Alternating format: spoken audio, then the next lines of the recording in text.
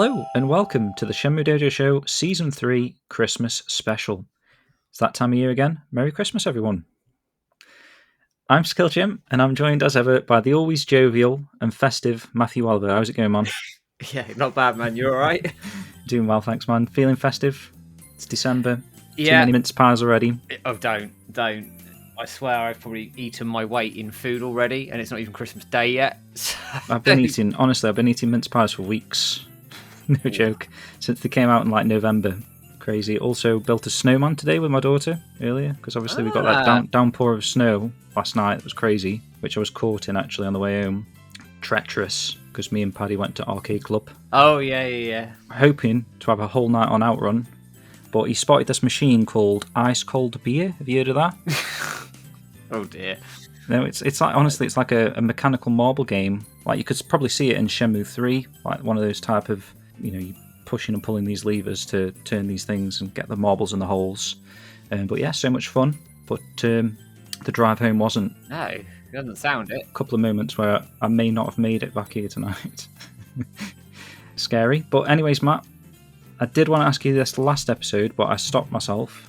What are your plans for Christmas, and what have you asked Santa for this Christmas? Plans, we'll be seeing family apart from Christmas Day, where we have the unwritten rule that we just stay at home, me, the wife and the dog, in terms of what I'll be getting for Christmas. Just bits and pieces. I haven't actually asked for any games this year because I bought the ones that I wanted. So I'm going to get a football top, we'll get some bits and pieces. And then my birthday's not too long after Christmas either, so true. That'll kick in.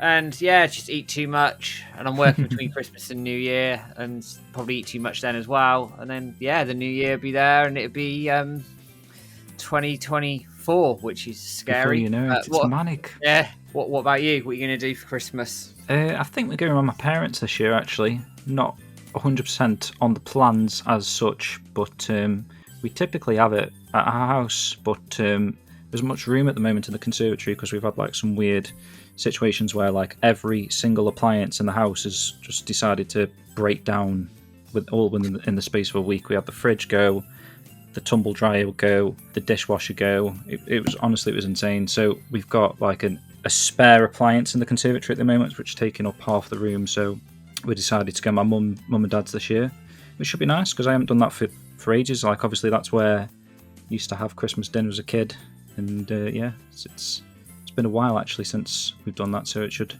potentially bring back some nostalgic memories of having turkey and whatnot with my mum and dad. I always have it with my mum and dad, but obviously they come around our house for the past, probably since we've had the house actually. It's probably about 10 years now. But yeah, other than that, Matt, I don't know, I've not asked Santa for anything. I wanted a PlayStation Portal, but they're sold out everywhere, which is annoying. Yeah, they've gone really quick. Yeah, strange, but hopefully get one of them maybe next year. And maybe just a nice bottle of Japanese whiskey is all I really want for Christmas. Under the tree. That's about it. But we're going to move on because we've got a fairly special guest with us today. We actually ordered one of those Joseph Kitchens off of Wish.com, but we ended up receiving a George Kitchen. That was a terrible deal. I'm joking, of course. Yeah, so it's the magnificent and curious George. How are you, sir? Just give me 1 second. I'm looking up the word mince meat pie, which I guess is a British thing. Oh, it's. Have you not heard of a mince pie before? Well, maybe it's American as well, but I certainly have never had one. But interesting. The internet's so useful because when I looked up mince meat pie, it says it's filled with mincemeat, which I don't know what that means. It's true. Perhaps try it without the word meat, because we don't typically think of it as like meat. It's just mince pie. Chopped dried fruit, distilled spirits. Oh, so it's got alcohol in it. Yeah, kind of. Okay. Well, very tasty. Interesting. Probably had about 50 so far this year. Did you guys just hear that? Was that Jingle Me? Yes. Okay. Well, it's you, but I can still hear. So you're good. Okay, yeah. So thanks for having me, guys. I appreciate it. Yeah, no worries, man. Are you in the Christmas spirit? No, not at all. No, not at all. I'm just working. I put Christmas decorations around me everywhere to try to help me finish my my project. So you are in the Christmas mood still, technically. I'm so hyper focused. Every day goes by so fast. I don't even realize that it's Christmas time. But yes, I guess so. As long as I have Shenmue open, it feels like Christmas. That's true. So, for those that may not be aware, George is part of a brotherhood collectively known as the Kitchen Brothers, along with his actual real-life brother, Joseph Kitchen, of course, who famously owns a fried noodle stand in the Awu, don't you know? George is the equally as talented musician of the duo, so we want to talk a little bit more with George later in the show, including a chat about his upcoming Shenmue Christmas fan game, which is really exciting. And potentially should be out right now as you're listening to this, if I got the dates right for when this show's airing. So yeah, we want to delve a little bit more in depth into the intricacies of George's game. Along with that, we've got more Shenmue Christmas crackers again this year, with some more cringe-inducing Shenmue Christmas cracker jokes. And we also plan to test George with a little Shenmue quiz later in the show that he didn't know about until now. No, I didn't.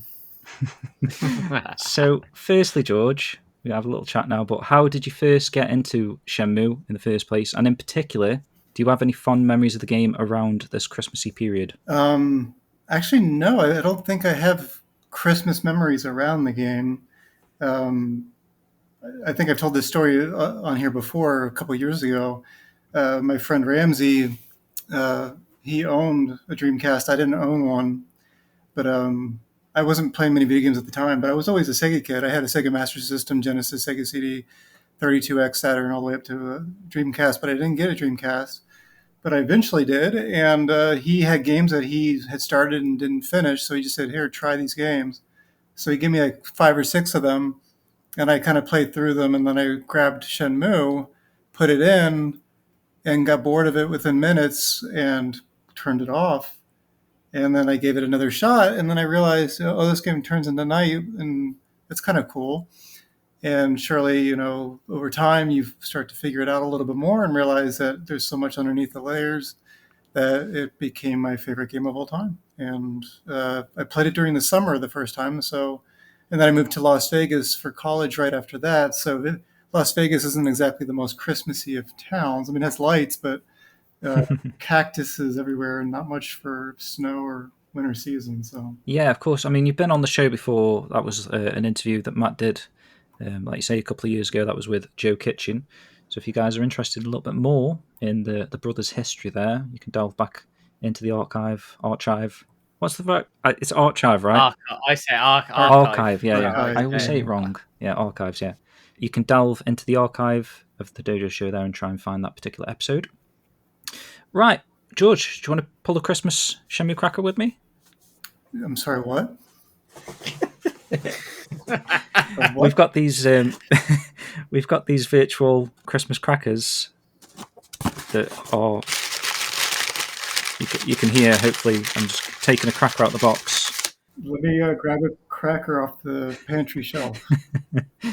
I'll just insert a sound effect to pretend that we've pulled one. But this is the basis for some of these cringe-inducing jokes that I mentioned. So, first Christmas cracker joke, guys. Why did Master Son go to the doctors? Go on. He needed his body checked. Okay, I'm leaving.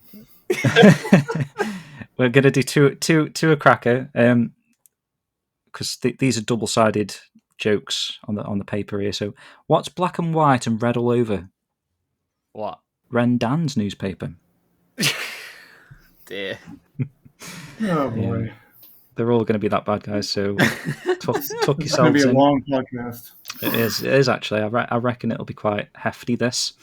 So we don't have any actual Shenmue news today, but we want to mention a few bits of community news since it's been a little while since we mentioned some of these before. So first off, this particular podcast is being produced for Radio Sega's WinterFest event, which, just reading the summary here, Radio Sega can proudly announce this year's edition of WinterFest. It says, join us from the 15th to the 18th of December as we bring together the community once again for 4 days of snow, shows and Sega. The full event schedule will be released soon. It's probably out right now, but yeah, our show will be alongside other great podcasts and live shows that Radio Sega actually air on their airwaves. alongside shows such as Last Minute Continue, The Sega Guys, Sega Driven, The Dreamcast Junkyard, The Blast Processors, Mars Girl, Kyle JCRB, Silver Sonic, Fiddledoe, and Yusef Hatlani. There we go. So yeah, guys, thanks very much again to Radio Sega for continuing to host our shows and play them live every other Monday night on the guest night segments. And hopefully you're all enjoying WinterFest. Please check out the full schedule when you can, or if you're interested in any of these shows in particular.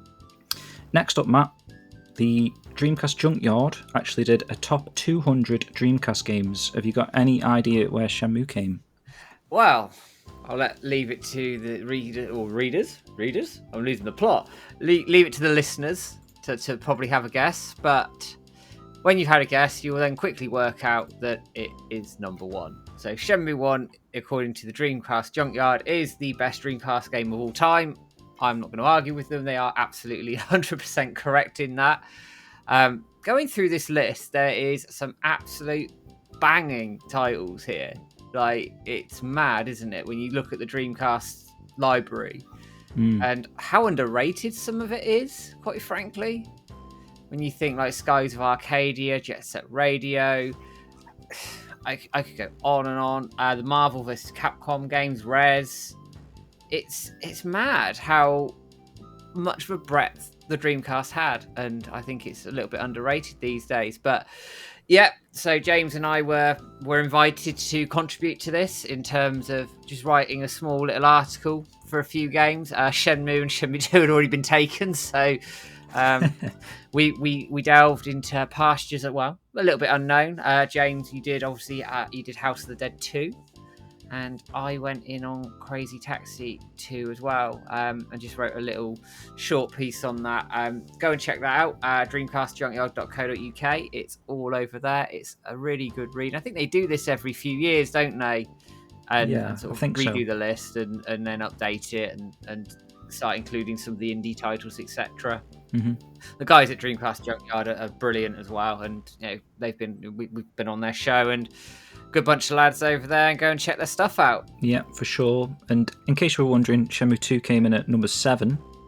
Yeah, and I want to take this opportunity to ask George, after Shenmue 1 and 2, what is your favourite Dreamcast game? Well, Dreamcast, I don't know. I didn't actually play many Dreamcast games, so... Really? I can tell you my favorite games of all time, but my Dreamcast games couldn't tell you, because I actually didn't play many of them. So for me, it's always been a trifecta of 3 series. The Shenmue series, of course, Monkey Island, and the Lunar Silver Star Eternal Blue series. Ooh, okay. Those 3 were always my top games. And I'm trying to think of the second game I played on Dreamcast that I loved. I guess Grandia 2. Oh, yeah. Interesting pick, yeah. So you like your turn-based RPGs? Oh, yeah, for sure. Cool. Very good. Yeah, well, you can brush up on your Dreamcast, things to play on the Dreamcast with that top 200 list there from the Dreamcast Junkyard. Awesome stuff, guys. Moving on, wanted to touch upon some Phantom Riverstone articles of recent times, because there's a couple of good ones that Switch has done recently. One that's got 14 more anecdotes from Morio Ashizuka, who was a former Shenmue developer. Basically, he did 14 prior to this, and this is sort of part 2 in the series. He occasionally has some tidbits that he puts on Twitter in Japanese about some of the times he spent working on Shenmue back in the day, some of the development behind the scenes sort of things. Switch writes that these translated tweets from Morio Ashizuka, Japanese developer who worked on Shenmue, offer fascinating insights into the behind-the-scenes aspects of the game's development. Each revelation sheds light on the intricate details and creative decisions that went into crafting the world of Shenmue. Ashizuka's anecdotes also highlight the dedication and passion of the development team, as well as the lasting impact of the game and its characters. These glimpses into the making of Shenmue serve as a treasure trove for fans and add another layer of appreciation for this beloved and groundbreaking title, which they do. There's some really cool bits of tidbits in here, stuff on the forklift racing. It was meant to be an alternative forklift cutscene in the morning. There's loads of photographs on here that Switch has added, so you can go and check that out in your own leisure. And the other blog post that I thought I would mention is this one on sort of the significance of the letter that arrives late, actually, doesn't it? Yeah, a few days later. Towards the start of the game. So basically writes again that the start of Shenmue's tale revolves around two intriguing letters obtained by Ryo Hazuki, setting the stage for the enigmatic narrative to unravel.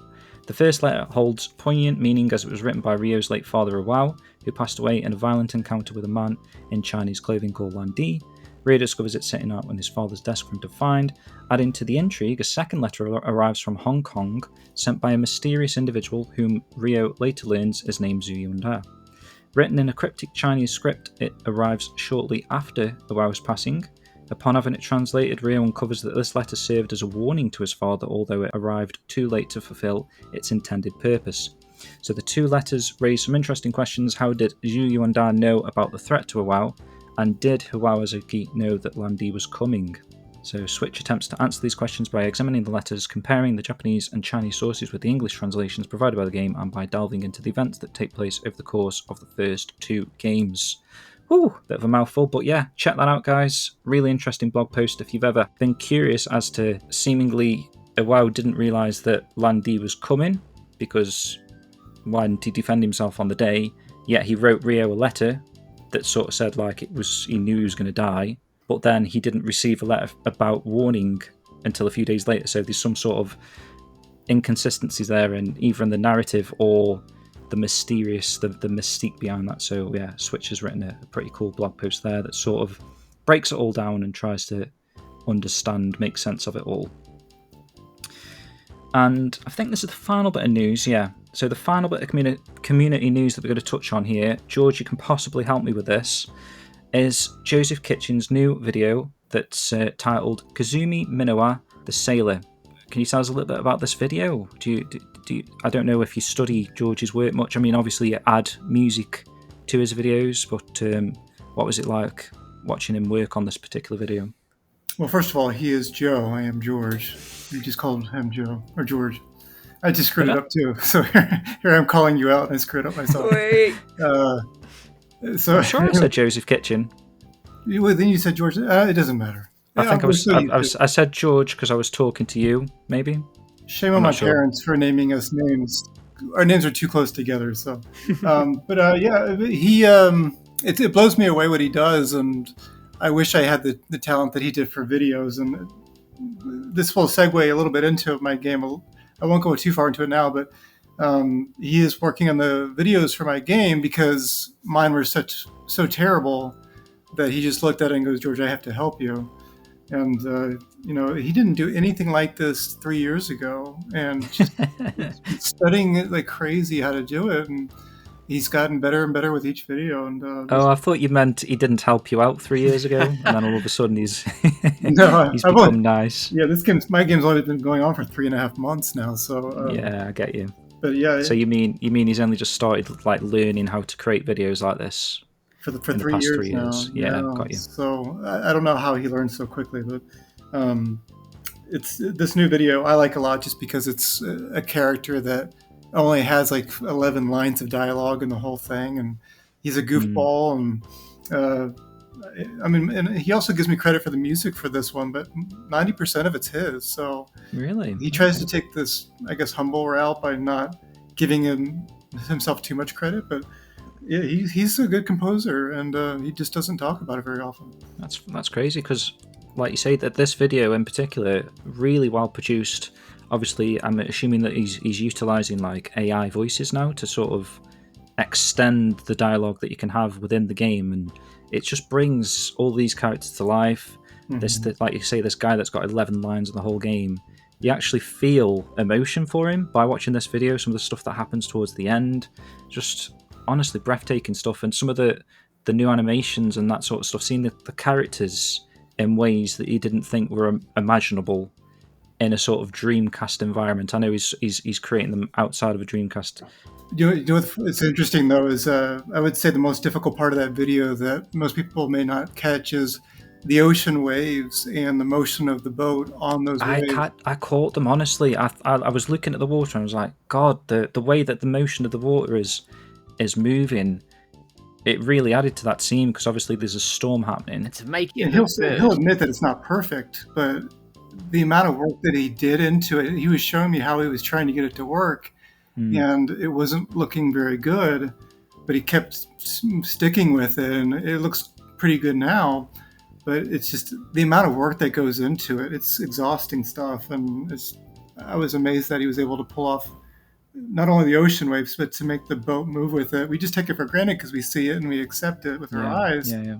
But he has to animate the boat with it every frame, and it's exhausting work. It's not fun at all.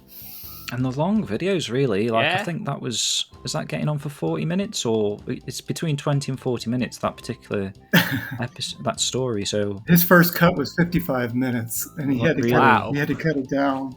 Yeah. Yeah. And the amount of videos that he kind of does, is it like once every... It's got to be one every 3 months at least. So the turnaround time is astonishing, really. Yeah. I would say 3.5 months per video. But he's got a bunch of them that are started that are just not finished. So he keeps kind of going back and forth between them because he gets exhausted just working on the same thing over and over. It's difficult, isn't it? Like when you think of a video, like you say, you just see it and accept it for what it is. But I'm not editing videos on it anywhere near that sort of level. But some of the things that we put together are very time consuming. It takes a long time to animate something, get the frames the way you want it, get the text or whatever the way you want to get your transitions right, all of those sorts of things, working to music, all of it. So I have a deep appreciation for the level of work that he's done. And actually, when you look at the videos from the first one that he did all the way through to now, you can see, it's almost like you can see the progression each video, each time there's a bit more, he's tried something new. And it's that honestly, guys, if you haven't checked out these videos, you really should. It's among some of the best fan content out there, quite frankly. Yeah, these are part of a series. He's got like Shenmue side stories, and I think this is episode 11. But just some of the extra things he's done. He's got like Sega references in there.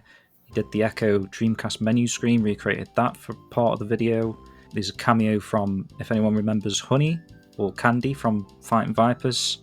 Amusing cameo from her just sitting on the bus. Honestly, it's really cool, and I would, like Matt says, I'd recommend hunting this video down. There'll be a link in the show notes, obviously, to this video. And we haven't even touched upon the music that goes along with these videos. It's like all or mostly originally composed by either George or Joe Kitchen. We've just found out there that creates most of the music for his own videos. And combined, you guys working on these things, and we're going to touch upon your game later, George, but together as a pair, you're knocking it out of the park, seriously. Well, I appreciate you saying that. Right, so mentioning the music there, we're going to have a little short break now with a piece of music for the aforementioned Joseph Kitchen video, and this one is entitled KAZUMI Intro.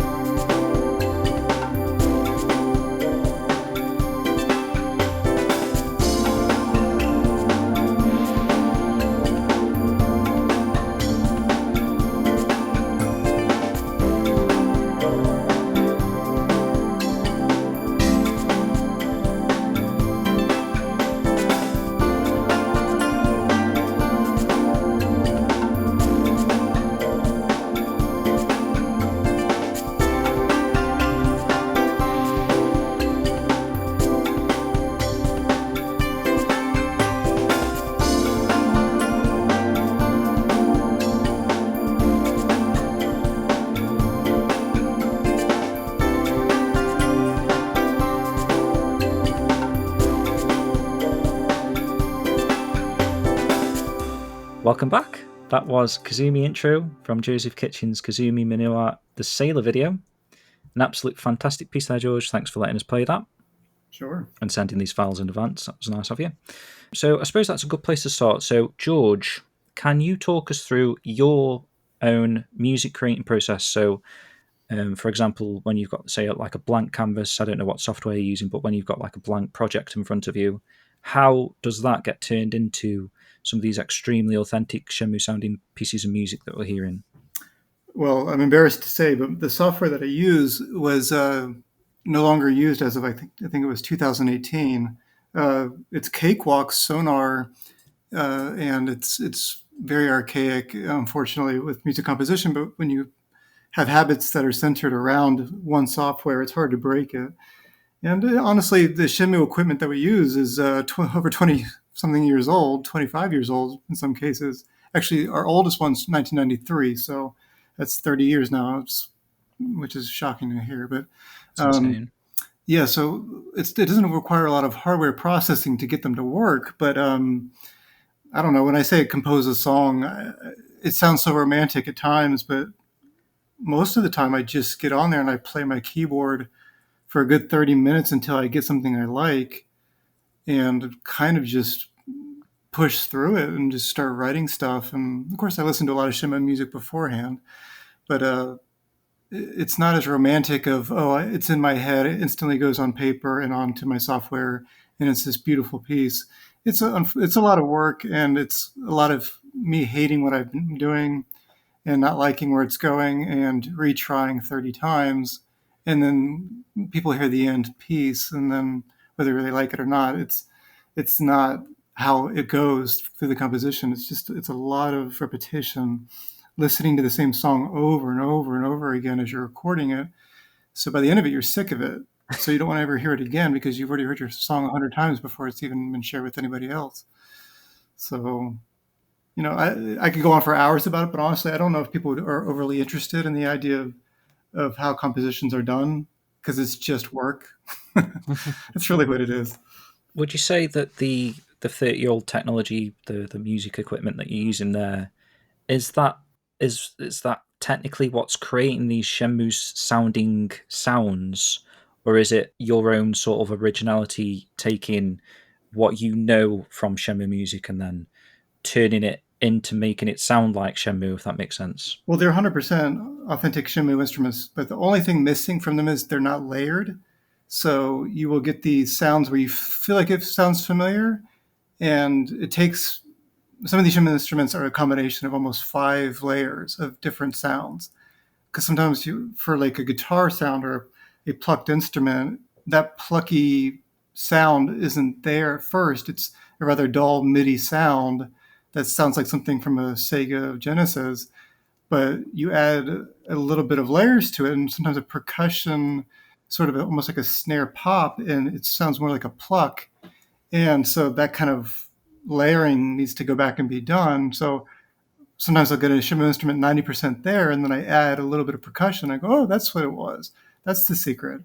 And then sometimes, which I hate to say this, I'll just press one key down when I'm going through the instruments, and it's a loop of, let's say, the South Carmanian Quarter during the day, and it's just a loop that's playing like 6 instruments at once, and it's 90% of the song already, and all I have to do is press one key on the keyboard, and it plays it. And you go, oh, so they didn't even compose that song, really. 90% of it was just a loop. And I hate to call out the composers of Shenmue, but it's interesting to hear, though. Yeah. When you have deadlines, you got deadlines. So yeah, that's true. Sometimes you have to take those shortcuts. But if they sound good, it doesn't matter, does it? And it's all part of, sort of delving into that process of understanding actually how they came up with some of these quite iconic pieces. And when some of your favourite pieces are then considered a loop, you're like, okay, that's interesting, but I can see where it comes from.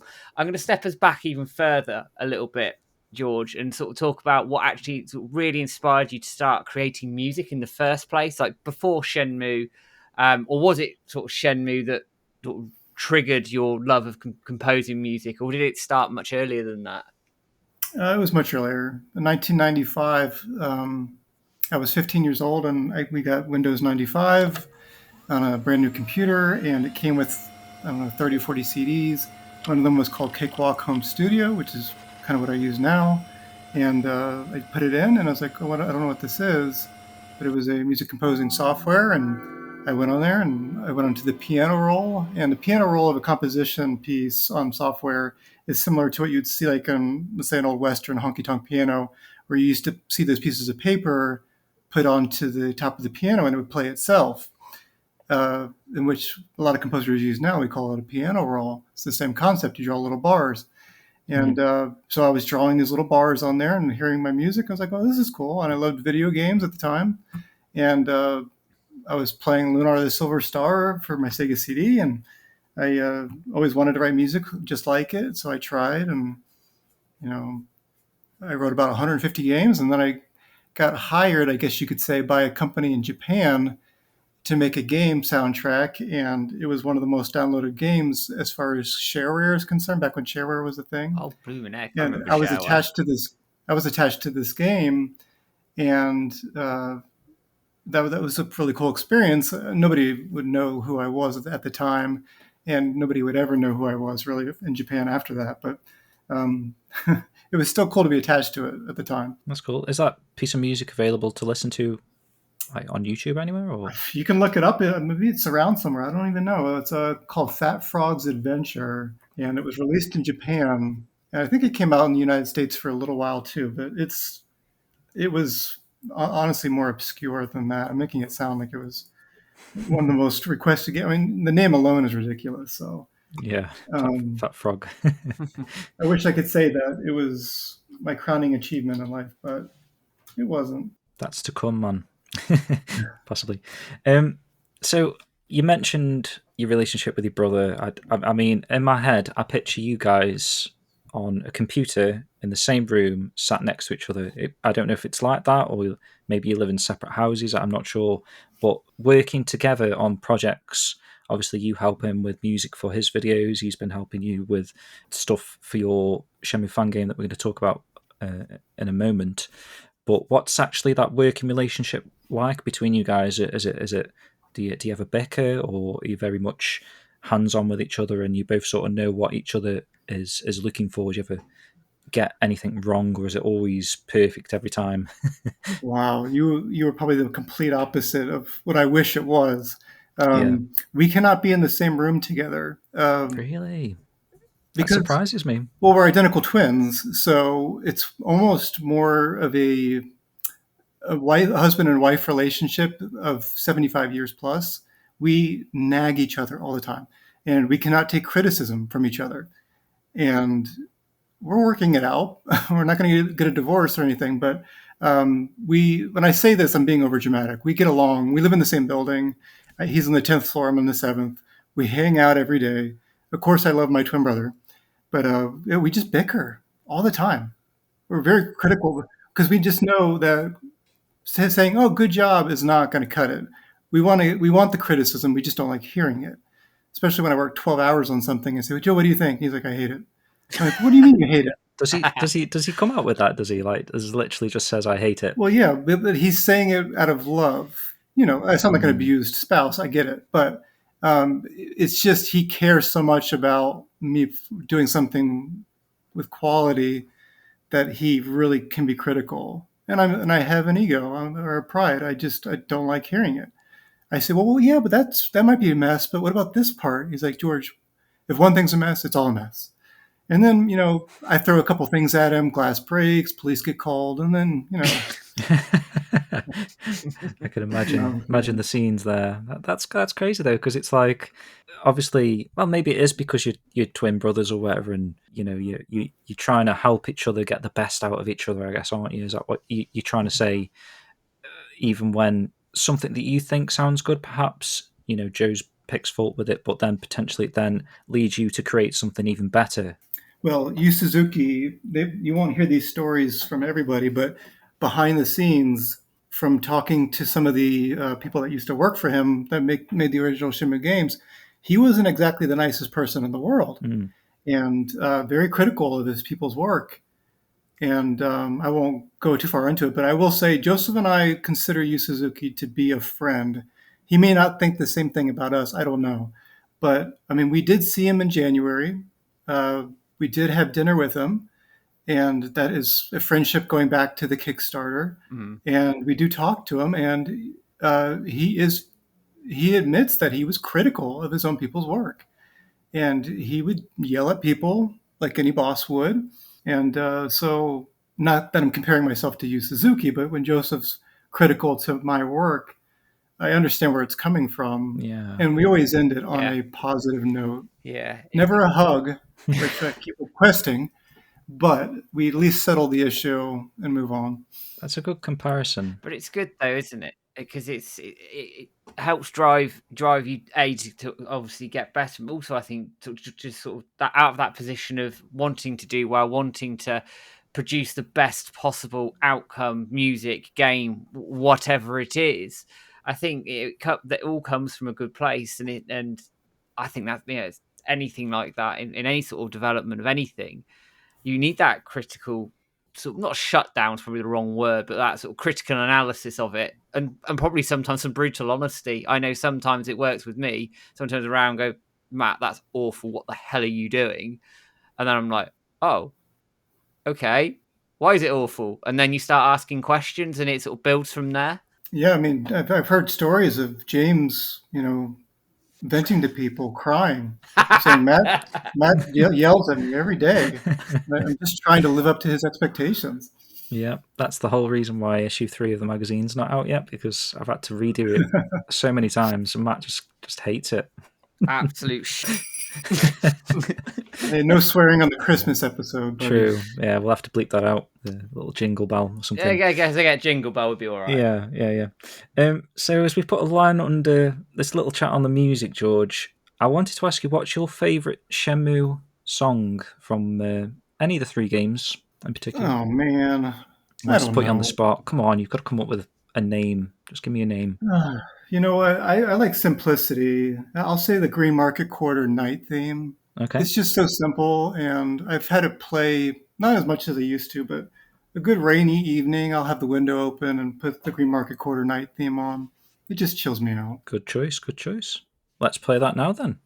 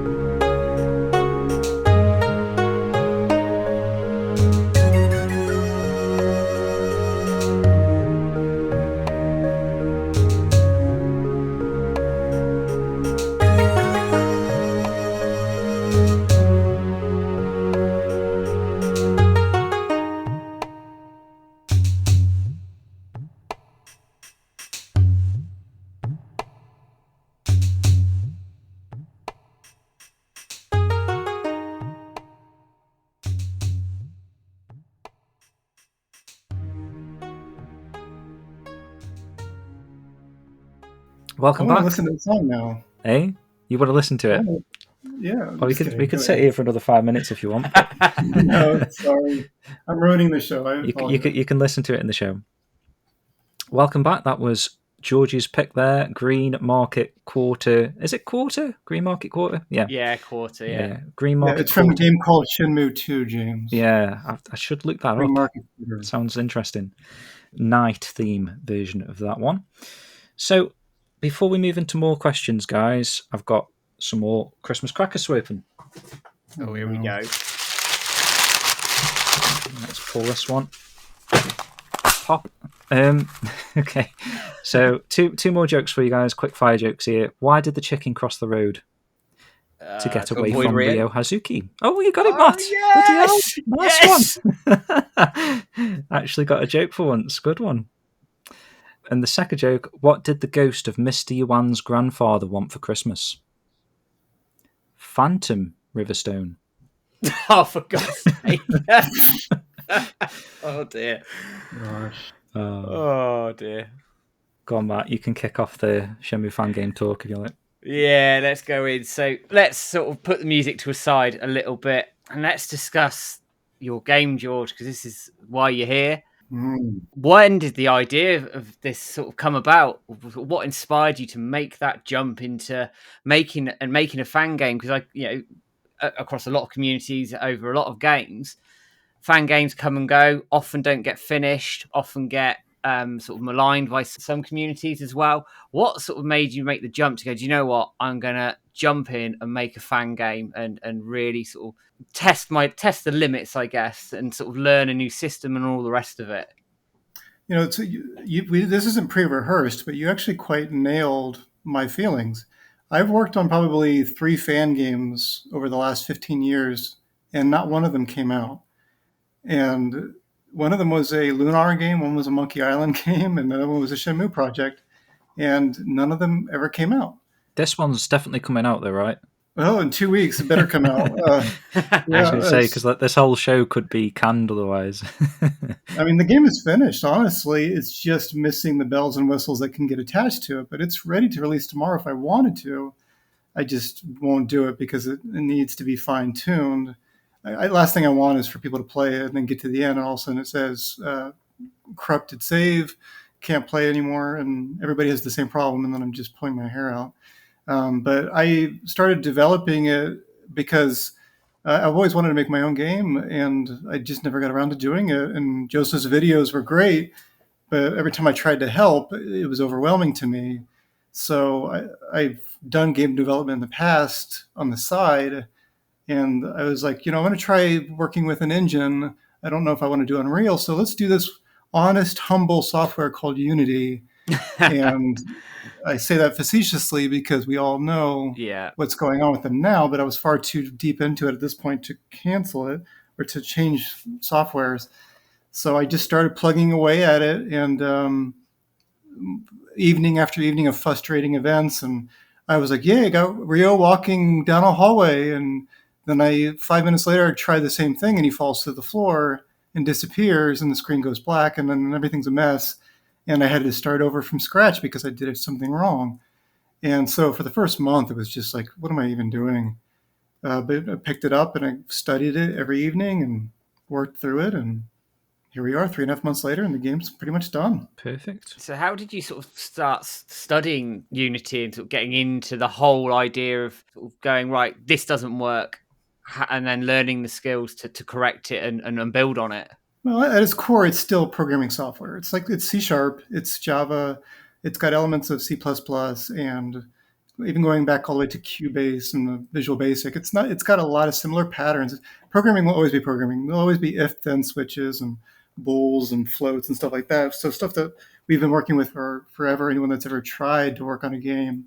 And, you're just creating triggers, and you're just building walls where you say, okay, I think I blocked every possible route that the character can walk, and so the player can only go this direction now. And now I put a trigger that when they walk through it, it triggers something, a cutscene, or in my case, in my game, it causes a person to walk across the street. And that's really all it is. Shenmue is built around triggers where you walk into a spot, sort of like, let's say, the Inoki QTE with his friend in Shenmue 1. The only reason that cutscene happens is because the game doesn't let you go anywhere else. It makes you walk down next to the tomato convenience store, and you walk through this trigger, and that QTE starts. So Shenmue, if you look at it behind the scenes, there are these maps of triggers everywhere. As soon as you walk through a door, a trigger happens where the music now, when you leave that place, will be different. That's why the free songs constantly change. Once you trigger the specific scene, when you click on the door, now the music will switch to this new piece. So I do the same thing. So Shenmue is a very easy game to work with because, yes, we say it's open world, but it really isn't, because you can really direct the player down specific alleyways. I mean, if you go down towards Heartbeats down those steps, there's only one stairwell you can take. So I can put that trigger right on the top of the steps. So when you walk through it, it fades out into a cutscene. So once you just learn these little things, it's not overly difficult to make the game. I say that, but honestly, getting to that point was a huge headache. That makes sense. So, assuming that the game does get released as this show's airing, could you give like the people out there like a little summary of what the game, the game's story is about, and some of the main features that we should look out for when we get a chance to play it? Well, I don't know if we're going to be showing screenshots with this, but I think Matt is, yeah. Yeah, we will. So it's I want to say that it's a story-driven game, but it really doesn't. The story is secondary to everything. Okay. This is mini games. It's all about the mini games. Yep. And it's just the purpose of this to me was to make something that is got the Christmas spirit, something to relax to, have on and play during the holidays. Another excuse to be back in the Shenmue world. And that's what I really wanted to get out of it. I'm not trying to, undermine the original story. I'm not trying to, I say that, but there are story elements to it that some of them are over the top ridiculous, which don't make any sense or tie into the timeline whatsoever. And I want people to understand that this isn't trying to tell a new story or a story that's related to it. But there are a few moments of it that definitely did happen behind the scenes, and we've shed a new light on them. Okay. I will say, like, there's a scene of Iwao in the basement sorting through things, and that is he had to have spent time in the basement. It didn't create itself. So yeah. That sounds amazing, by the way. So yeah, we have a little cutscene where he's in the basement, and I won't tell you what he's doing down there, but it is a true aspect of what the game would be. And I hope that we are showing enough respect to Yu Suzuki in that regard. But then we have stuff that are just ridiculous. There's no reason why you're playing pool against Nagai Industries and then have a battle with them after you've beaten them because they're offended by it, especially since this game takes place before Shenmue, technically. Mm-hmm. So why would they even know who you are? And you play Shenmue 1 and you don't know who they are when you start.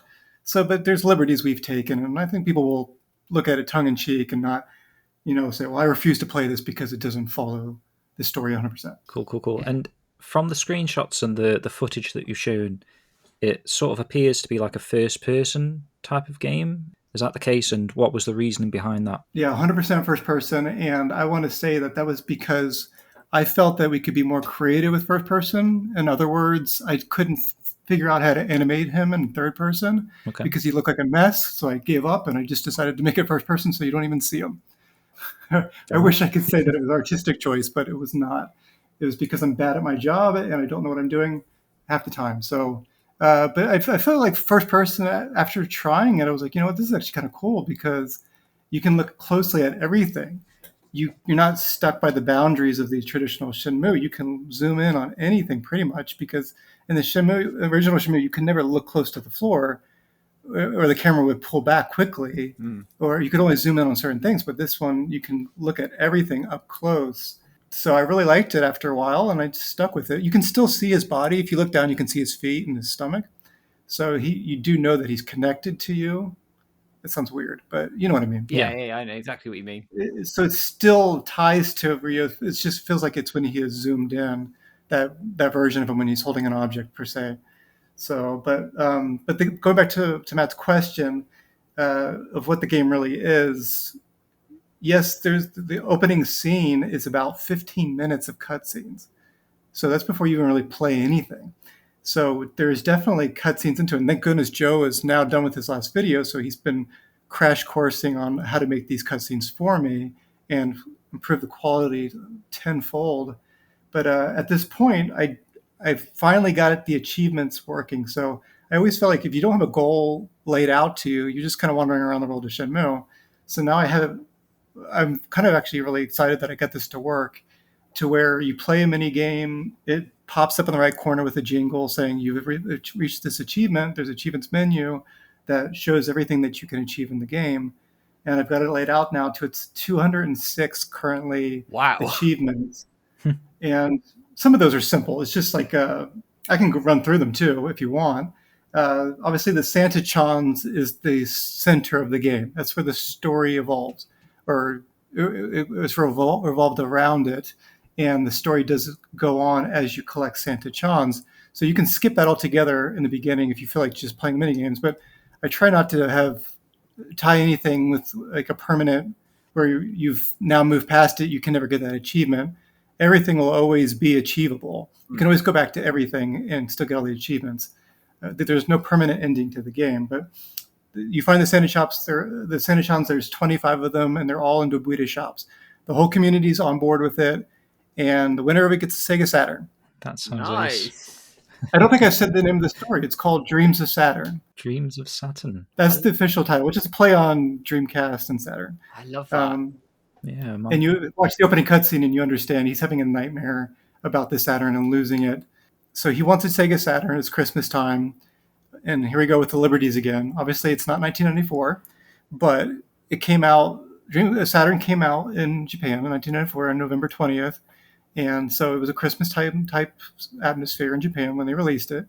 So he wants to win it, and the winner gets the Sega Saturn. But the problem is the Sega Saturn is such high demand at this time in Japan that everybody's overreacting and destroying the shops downtown of Dobuita to find these Santa-chans. And so that's where the game starts, really, is our nemesis, Naomichi Tsukamoto, who's a real character in Shenmue, is doing everything he can to please Yumiko. And if people don't know who Yumiko is or don't remember, she's the girl in the blue dress who uses quite a few obscene words throughout the game. She really wants the Sega Saturn, and Naomichi's trying to impress her at all costs by trying to get it before anybody else. So he's sabotaging and intimidating others to get the Saturn find all the Chobus before Ryo does. That's the story. Got you. I love how you're like breathing life into all these side characters that you do remember so much more. I feel like in Shenmue 1 that there's all these like characters.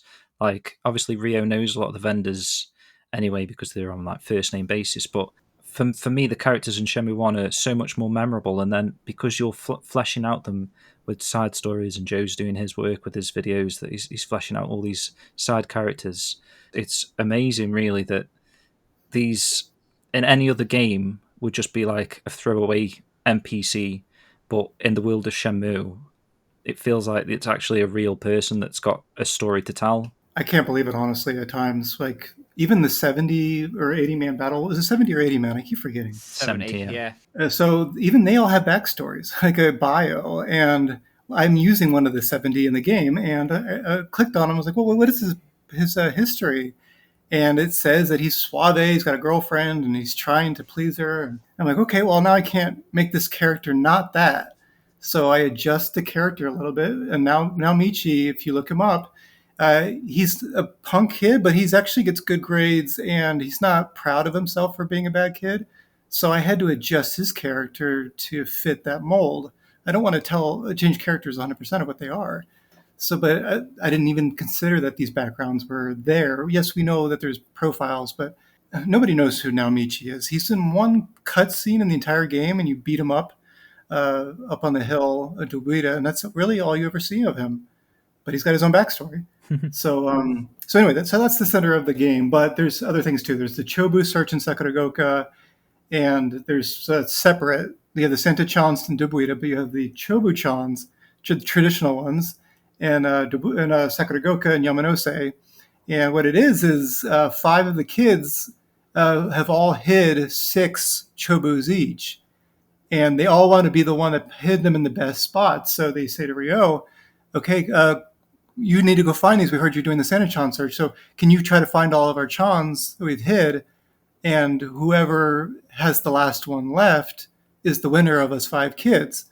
And as you find them and kids get eliminated, they cry and they wander off upset at you. So that's kind of a cool little twist, I think, of how to do a Chobu-chan search. And so then I have the flowers, which is bringing back from Shenmue 3.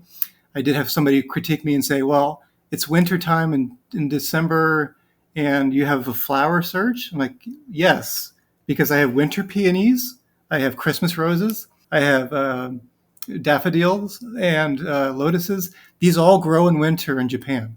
So So you made it make if anyone sense. reaches out to me to critique me, they're wrong because they're all winter flowers. Wasn't Joe, was it? I know more about flowers than I ever cared to before this. Cool. Brilliant. That's awesome.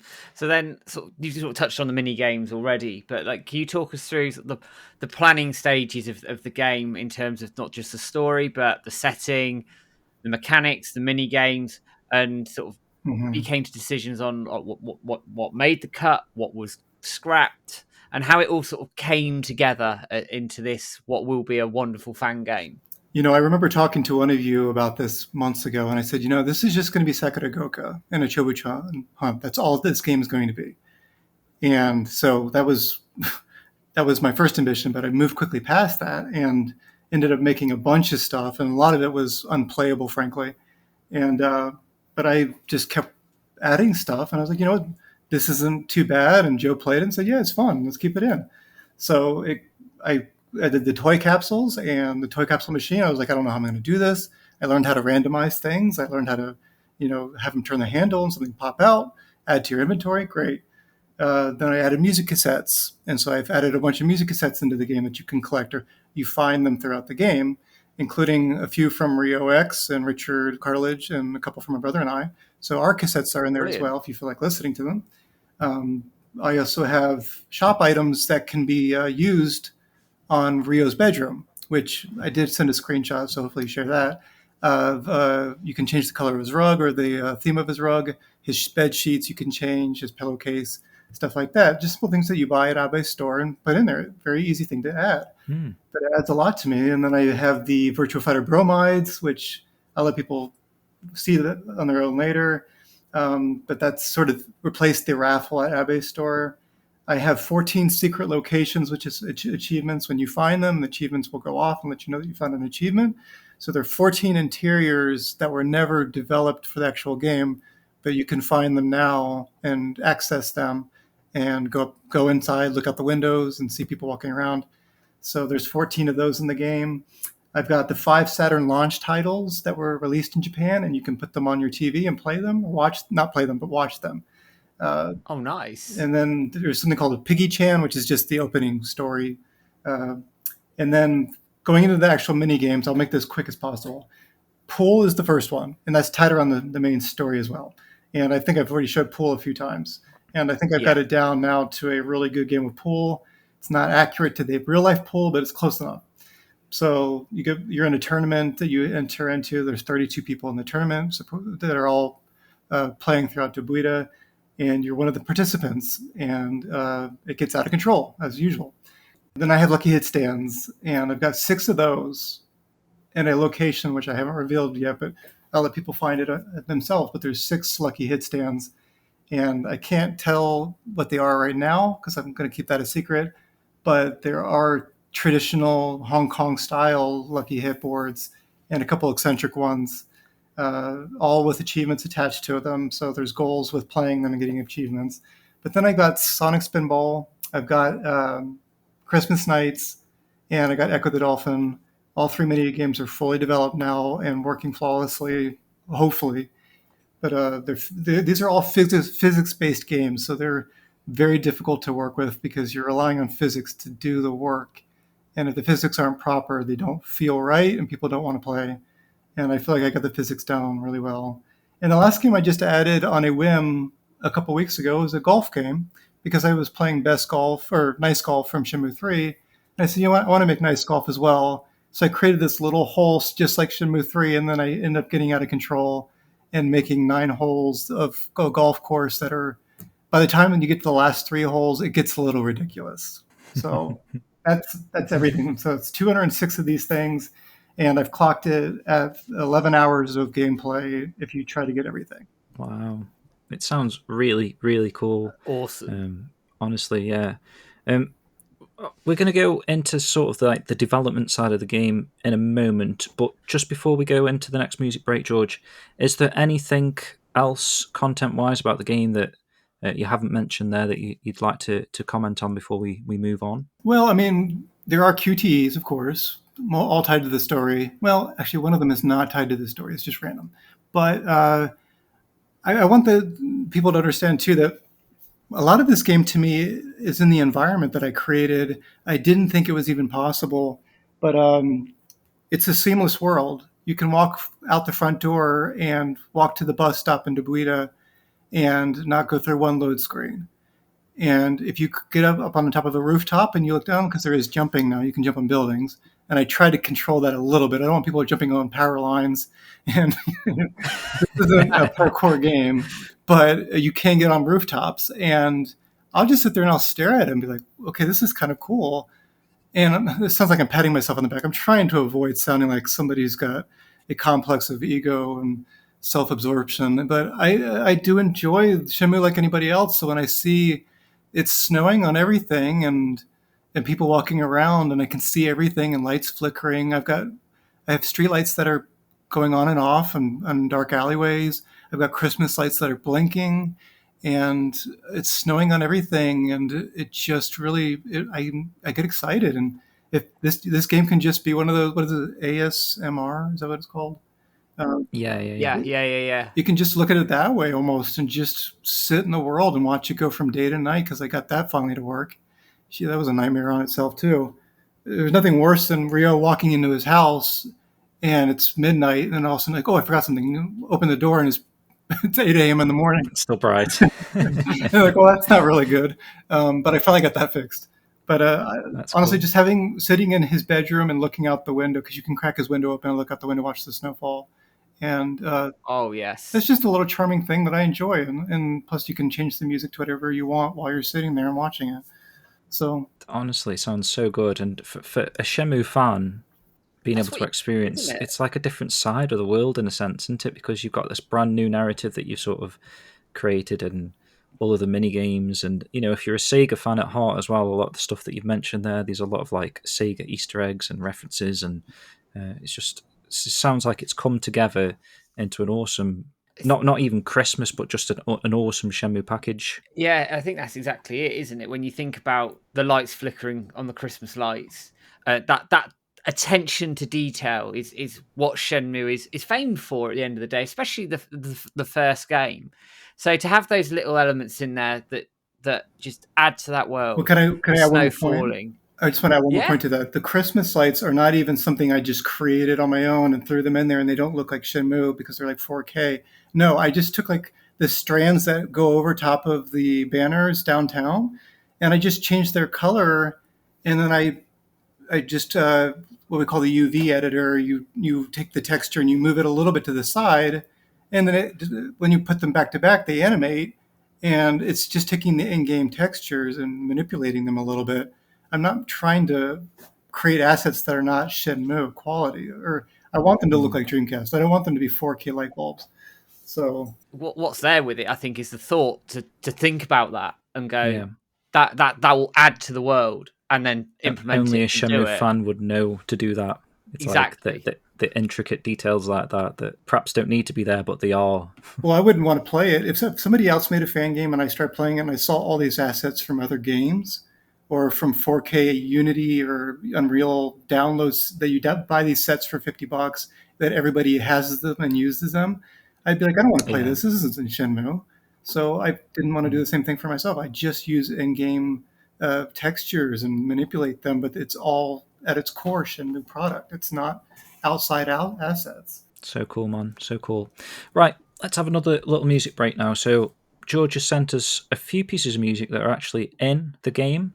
So this first piece, I believe, is called Flickering Lights. I'm going to play, so enjoy.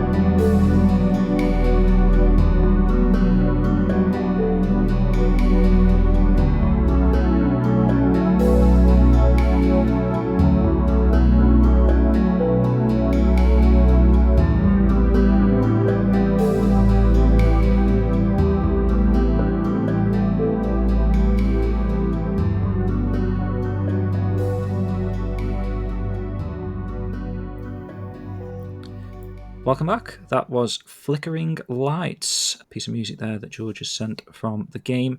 Are these pieces of music downloadable anywhere, or are you only going to be able to find them if you play the game? Yeah, they're on MediaFire. My brother has shared links on all of his videos to all the music, and Okay. he showed me the downloads recently. Publicly, right? Yeah, You mean? I was surprised people Yeah. actually download this music.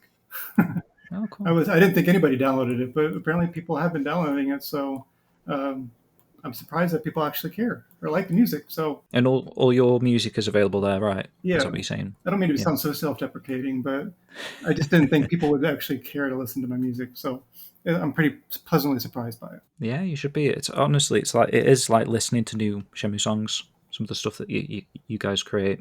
Mm-hmm. So that's probably why people are going out the way to download it. So, crack a joke time, guys. Let's get a couple more in. Break the show up a little bit. I wrote 10, so that's why I'm doing two at a time. No more throughout these. There's a couple of good ones here. So, what does the security guard at the old warehouse district hate the most about a snowstorm? Just the wind? Oh, I don't get it. What does he hate the most about a snowstorm? Just the wind. Oh yeah, the cutscene. That's why he always says that. It's one of the things that I can hear because I just day skipped so much back in the day. It's like just the wind. brilliant. Second joke. It's not really a joke. It's more of a little story. This one, guys. So Tom and Rio walk into a bar. It's the first time Rio's ever been out drinking. He's necking pints like nobody's business. He clearly doesn't realise how much booze he can handle. So Tom's like, "Whoa, Rio, I think you better slow down, man." But Rio's like, nah, you don't need to worry. I can handle it. However, Tom, he starts seeing that Rio's getting a little bit unstable on his feet. He stumbles into a capsule toy machine. So he decides to take him out for some food. See if he can sober Rio up a little bit with some ramen, perhaps. So they start to eat. It looks like Rio's starting to feel a little bit queasy, though. All of a sudden, Rio suddenly spews everything up into his ramen bowl. Tom, disgusted, exclaims, "Man, you puking ramen." For God's sake. I should have guessed that one too. Did you get that one, yeah? The name of the restaurant? Yes, Mampukuken. Manu Prukden Ramen. I thought it was a play on words there, kind of. It needed the narrative to get to that point, though. Yu Suzuki didn't do us favors English speakers favors by naming one of his restaurants Mampukuken. True. There's a lot of KU, PU, KU in that name. It's like a lot of what is it? Is it syllables? There's a lot of syllables of similar Manupukun Ramen or whatever. You said it better, George. Mampukuken. Manpupuken. Nihongo hanasemasu. Hi. So there's no. So let's continue, guys. Let's get out of that zone that we were just in there. So, George, back to the game now, the development-wise. Sure. What are some of the challenges that you experienced during the development of the game? You said that you've spent 3 months on it or 3.5 months on it. Surely there were some challenges that you experienced along the way. Plenty, yeah. And I'm going through them as we speak because while we're talking, I'm trying to do a cockroach animation that's a little bit different than the original, but it's trying to stick with the lore, so nobody get mad at me. The cockroach still is the same cockroach. It doesn't have a tattoo. It doesn't have a personality. But I'm trying to animate this cockroach, and it just won't work. It keeps spinning in circles. I just want to tilt it to the right a little bit, but when I press play, it does a 360 the opposite way instead of just turning a little bit. So like these little inconveniences here and there, and if something will be completed 100%, and I won't even look at it for 3 weeks, and then I go back and I play it, and it's not working. And I start getting mad and start hitting my computer saying, I haven't touched this in a month. It was working last I touched it. Why is it not working now? Because if you just change one little thing behind the scenes, it can affect the entire game. And so when you wake up in the morning and say, these are my goals of what I'm going to create today, because the deadline's in 2 weeks, and you end up spending the whole day just fixing something, that's really when I start getting the most pressure, anxiety. And I have to admit, I'm feeling a lot of pressure, all self-induced, of course. Nobody's saying this better be, the best thing I've ever played, but I just want it to work. And sometimes it doesn't. And I can't put a finger on, what's causing it at times, but not that that's where we're at. I'm not saying the game's a mess, but I'm just saying I could make more progress if these small things wouldn't just keep showing up. And it's all based on my limited knowledge of programming. I'm not going to say that I'm overly limited, but it's been trial and error where something should have been very simple. Core routines are very basic things of a game that they should operate on their own. And I'm making way too much headaches by adding scripts to everything where it doesn't need to be done that way. So, yeah, I get frustrated, but the thing is, when this comes out in 2 weeks, I want people to understand this is not a Shenmue. It's not a mod. Like, the base game isn't there. Everything that's in there, I've had to create from scratch. So if you go, this doesn't feel exactly like Shenmue, well, yeah, because it's not a mod. And I won't call this person out by name, and they meant this sincerely. They weren't trying to be rude or mean. Neither of those words really apply. But I said to them, I'm worried that people are going to like the mini games. And he said casually, well, if they don't, they can just go play the other mini games in the arcade. And I was like, I never said that the other mini games were going to be there. He's like, oh, I just assumed they would be there. And he's going to listen to this and he's going to get mad at me for calling him out. But he didn't mean it. But he just thought that these mini games were all going to be there. So if you go in there saying, well, I don't feel like playing George's mini games, I want to play Excite QTE, it's not there. So don't get mad at me when it's not, because anything that's in the game, I have to make from scratch. So most of those games that you're used to, and honestly, I don't want to make them because, frankly, you've had 20-something years to play Excite QTE. If you want to go play the actual Shenmue. Leave me alone. Very true.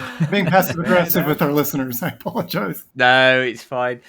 You touched on obviously you animating this cockroach, which is sounds like quite a quirky bug, for want of a better expression. Oh my gosh, I thought we were done with the Cracker Jack jokes or whatever they're called. There we go. Yeah, that's one, Mark. We're in the Christmas theme here. Got to get the puns in there, haven't we?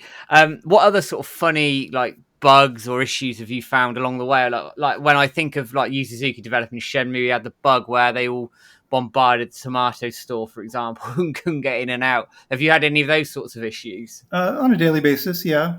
Sometimes people grow by accident, their scale.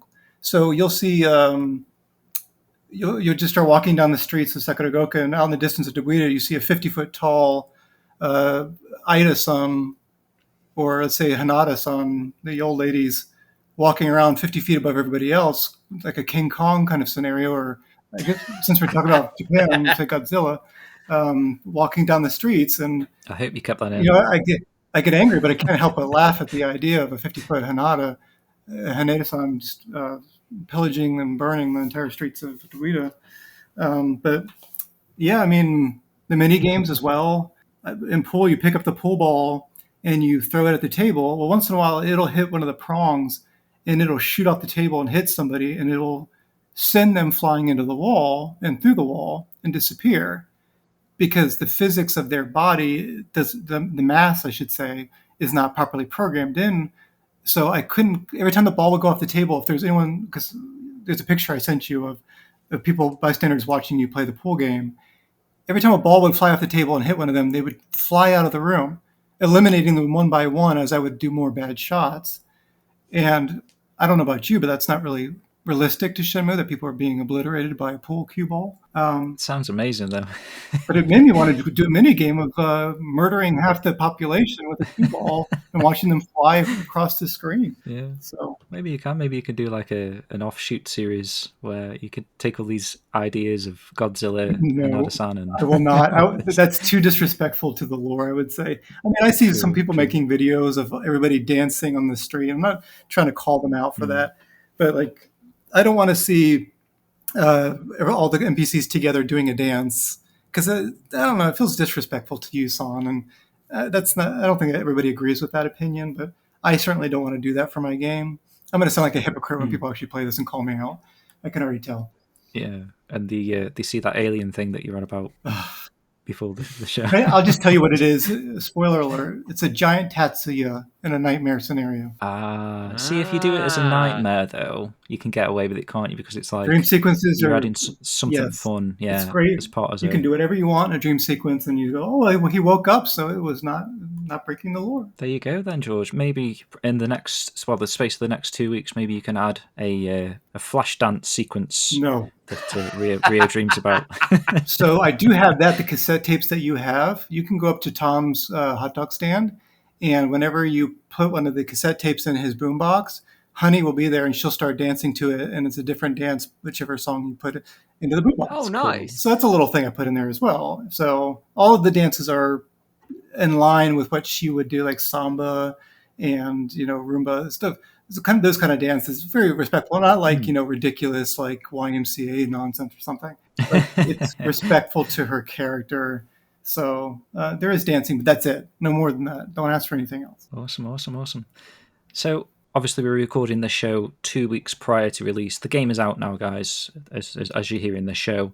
But the reaction to the trailers, we can talk about that because obviously you've released a video and screenshots, I assume. So the response from people that have seen the video of the game, the upcoming game, I've seen a lot of people excited about it. Just last night when I was with Paddy, he was talking about the game as well. He's excited for it. So did the community surprise you at all in their sort of response to how your game is? Obviously, you've been working on something for 3.5 months and you're unsure about how it's going to hit with the community, perhaps. So was it positive that everyone seems so excited for something like this? Absolutely. But I expect this from the Shenmue community, the people that I talk to at least. We're a pretty tight-knit family as video game fan bases go. So, and speaking of which, did you say Patty, the guy who lives in Japan? Oh yeah, he was wanted for the Buita Christmas event, wasn't it, on Christmas Day? That was Patrick Fuller. Yeah. I met him in Japan. So speaking of community, like we all know each other essentially, and so I feel like the response to it's been really respectful because people know that I'm not trying to. This is a fan game. And if you're expecting a fan game to be much more than that, then that's not fair to the people who created games. Because I played the Shenmue Gaiden game and I loved it. I thought it was a great little project. A little project. Here I am condescendingly calling it a little project. It was a lot of work, I'm sure. And but my game is similar. It's a fan game, and people need to have expectations that are in line with that. I like to outdo the expectations, hopefully, but I haven't had any issues. Everybody's been very positive about it. So I also tend to ignore the negativity because everybody knows you can find the negativity in Shenmue's community if you look for it. It's always there. Yeah. But that's general human nature. It's not specific to our community. That is a good mantra, really. Just hide the negativity. Just don't let it affect you. I'm too busy anyway. I have no time to even look at it. Yeah. So, I'm pretty optimistic about people's views of it. And I don't want to disappoint anybody, obviously. And my main goal is to have it functional. I want people to be able to save their game, load it, have everything in their inventory that they close the game with, and have it be able to be beaten. And the ending sequence, to me, I get chills, and I hate, again, self-patting on the back, but I still get chills watching what we came up with for the ending. And well, that's good. So, awesome. If you get to the end of the game, make that the goal. You could beat the game in an hour if all you did was the Santa Chons. I don't think that's the best part of the game, though, but I do have a few funny cute cutscenes in particular centered around trying to get these stupid Santa Chons. And as you can imagine, Shenmue 1 versus Shenmue 3, the amount of textures and models is almost not even 20% as much as you get in Shenmue 3. So hiding these things is not easy because there's not many objects in a shop to hide things behind. So I had to get pretty damn creative.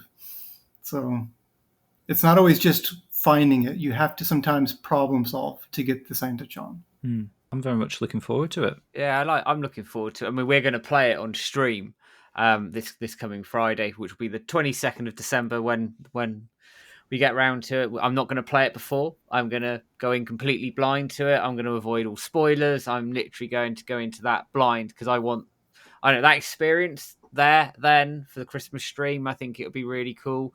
And I think as well, you talk about you've just sort of touched on not wanting to disappoint people. I know when we were talking prior to the trailer sort of launching, and you said that to me a few times sort of privately, and I remember sort of sitting there going, this is never going to disappoint the Shenmue community, seeing what I've seen already. So I think that outpouring of reaction has been, I see your point. I take your point with it. I think I was excited when I saw it. And if I'm excited as a Shenmue fan, I'm pretty sure 95%, if not more, of the community are going to be excited and are going to really enjoy this game when it comes out. Yeah, I can't imagine anyone not being excited for a free Shenmue project that adds more Shenmue to the world. There's no refunds, and there's also I did have this original note. Epic exclusive. Well, I did have this note on there at the beginning. It was going to say, we've detected an outdated version of Windows. Please upgrade to Windows 98. But I had a feeling there's enough people out there who don't get sarcasm that they're going to shut it off, saying, "Well, I guess I can't play this game." So I had to cut out all that humor that I usually try to bring to my projects because, I did send one to Matt. Actually, you did. I sent it to both of you where it says, "This is just a demo. Please click on this link to the Epic Game Store to purchase the full game for $59.99." And someone's going to look at that and be like, "Forget this," and close it. And I'm like, "No, it's a joke. Don't." It was just a ploy to get you to download. There's a few things in my game that do throw you for a loop that are like that. So if you do get a hint of, something must be wrong with the game, it's broken. I don't know if you played Undertale, but when you get to the final boss, it feels like the game's broken. Something broke. And at first you're like, do I need to restart? Because I'm seeing static on my screen. Well, my game does kind of similar things at times, where you look at it and go, I may have to restart, and it's not supposed to, or you're not supposed to restart. Just trust me. It's intentional. Yes. And also click on everything, because I don't want to pat myself on the back again or try to get people to do it. They can do whatever they want. But I've tried to honor that Shenmue aspect of, if you burrow into this little corner, find one little object, and you can click on it, and you see that there's something associated with it, and go, I just discovered that. That's part of the love of Shenmue. And I've tried to do that. There's things in this game that nobody's going to find, nobody, on their first playthrough. If anyone plays it more than once, that is. But that's the way it's supposed to be with Shenmue. You're supposed to have things in there. Like, I'll just give one away right now. If you have 7 Santa-chans in your inventory, a cutscene can happen. But only if you have 7 Santa-chans. Once you get the 8th one, no longer available. It's short and sweet. Ooh. It's short and sweet, but it's there. So I've created these, several of them, quite a few, that are based on very specific scenarios. So I love that. I love that. That is cool. That is Shenmue through and through, isn't it? That's like, under these specific set of circumstances, something may happen. Some of them are really stupid, I have to admit, but who cares? No, it's all good fun though, isn't it? And again, like James is saying, it's the Shenmue experience that at a certain time on a certain day that you've got certain items, you trigger this one cutscene or one little element, but then you can't work out how you triggered it. So you have to play the game again and work it all out, and that's part of the Shenmue experience. Well, and I think part of the reason why we love it so much. And it's a cliche almost with us that at this point that we find stuff all the time after our 100th playthrough, but it keeps proving itself. It happened to me today, yet again. I found something I never knew about. And 50% of the people that listen will say, well, duh. Another 50% go, what? What are you talking about? Megumi gets off the bus at the Dewita Street, and she's got a backpack on her back because she's coming home from school. Why did I not catch this before? Is it obvious to both of you? No. I've seen it before, yeah, but it's because it's like 3 o'clock or whatever, isn't it? It's like school time's finished and she's returning home. Makes sense. There's details like that. I've never seen. I never saw that till today. I've never seen it before, but it makes sense. They thought of everything. What about the Nozomi cutscene with the flowers when she brings the flowers to the altar? A lot of people probably have never even seen it. I didn't see it until this week. And I went on to Phantom Riverstones and I saw it. I was like, that's not real. Because I found the audio files for it and I was like, what is this? There's loads of stuff like that. There's cutscenes with like Fukusan that I've never seen before. I've only seen them because Blue Moo's done like a compilation video of all these extra cutscenes with Fukusan where he's telling Rio, or giving me hints in the basement about how to find the mirror. like for people that are really struggling with the game. And then there's Yeah. extra cutscenes like Ryo returns home and Fukusan says something that, you know, it's stuff like that that under specific circumstances is the only time that you're ever going to see that. But they've got stuff in the game that's like even things that you wouldn't even travel back to a place for a particular reason for. It's just there. I think it's like the disc 2 or whatever, where you're spending most of your time at the harbour, but there's these hidden cutscenes back at Debuita, but there's no reason to go back home. It's just for the people that decide to go back home to discover, and you get that on different playthroughs, and it just makes the game feel fresh every time that you play it. Well, that's not even to mention the unused stuff on disk that you can find that you just go, why didn't they use this? Well, obviously they had deadlines and couldn't get everything in. But what's his name with the Heartbeats bar? He's got the tilted cap on. Is it Sendo? Saito-san? Saito-san. A lot of people know that he's got a bunch of unused audio for dialogue for when you were going to talk to him in the game.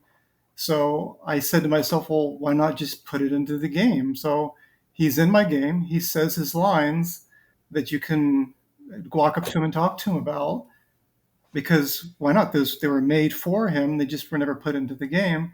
And I'm not breaking any rules. It's what he would have said if they had time and have room on disk. So I made it to where you can talk to him and have these conversations with him.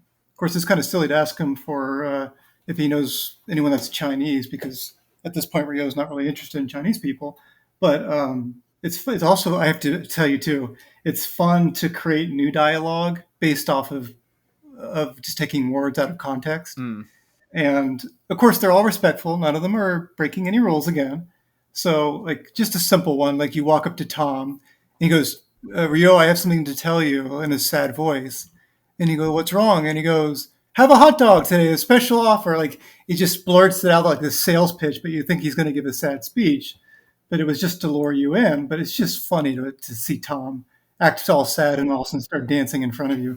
And he has probably like 60 unused lines in the game. Really? Including him just kind of dancing and singing to himself, like 50 of them. Wow. That's crazy to hear. So I put them in. Yeah, he starts dancing in front of you for no reason. And Mario's like, yeah, I got to go. He's going, do, do, do, do, do, do, do. Like, that's what he's doing. So actually, by playing your game, players are going to discover unused original Shenmue stuff as well. Depends how many Santachons you have in your inventory that when you talk to. Okay. Got you. 7, exactly. That's a different one. But. Okay. Right. So next couple of questions to sort of round us off before we get the infamous Shenmue Dojo Christmas quiz. The game obviously is now finished. It's out. What's next for you, George? What are you working on next? Keeping it quiet for a few months. Have a bit of a break. Don't blame you. You can take a wild guess where we're going from here. But I just want to keep it quiet and below attention for various reasons. And but trust me, we've already started our next project, and Joe started his next video, which I don't care about because it has nothing to do with me. I suppose if you stay quiet about it, you don't set any expectations. You just... Yeah, Joe's not very important to me. It's all about me and my life and my next project, which, like I said, I've already started. And I'm just trying to figure out who to make the main hero this time. Could be Goro, isn't it? Who? It's a joke. Goro. That's if it took place in Japan, I guess, but it doesn't. A running joke. Oh, okay, interesting. There's a bit of a hint at your next thing there. No. Oh, okay. Let's just drop it. Okay. So this game, George, we've spoken about it at lengths now. Where can people actually go to download it and play it? You tell me. Shenmue Dojo? Is that going to be the only place where people can download it? I don't know. I guess so. This game's already been released, so we should have figured this out by now, right? That's true. Yeah. I haven't made the virus for it yet, but I'm working on it. Oh, that's what I wanted to ask you, actually. Paddy mentioned this yesterday to me. He hasn't got a PC, he's only got a Mac. Is there going to be a Mac build of this game? If somebody out there can... This is going to come out after the game, but if somebody out there has a Mac and can help me, it needs to be built. Clicking on the button to say build the game on a Mac for it to be playable on a Mac, and I don't have a Mac. Okay. So it's more complicated than that, but I have tried, and it's just not working yet. So I'm going to keep trying until I get it to work. And if it doesn't work for Mac, just go out and spend $3,000 on another PC. What's the big deal, right? Yeah, why not? I know it's not fair. I'm trying to get it to work though. Okay, well, there's an open request there if anyone can help George out there to turn this game into a Mac masterpiece. Hit us up or hit George up and give him a bit of a hand in that department. Can I leave now, or do we have to do this quiz? Because I'm kind of nervous. I think you should stick around. I think you'll do well at this quiz. But before we get to that, we're going to have another little music break with another piece of music that George has kindly sent us from the game. This is called Bodyguard 2 BGM 024.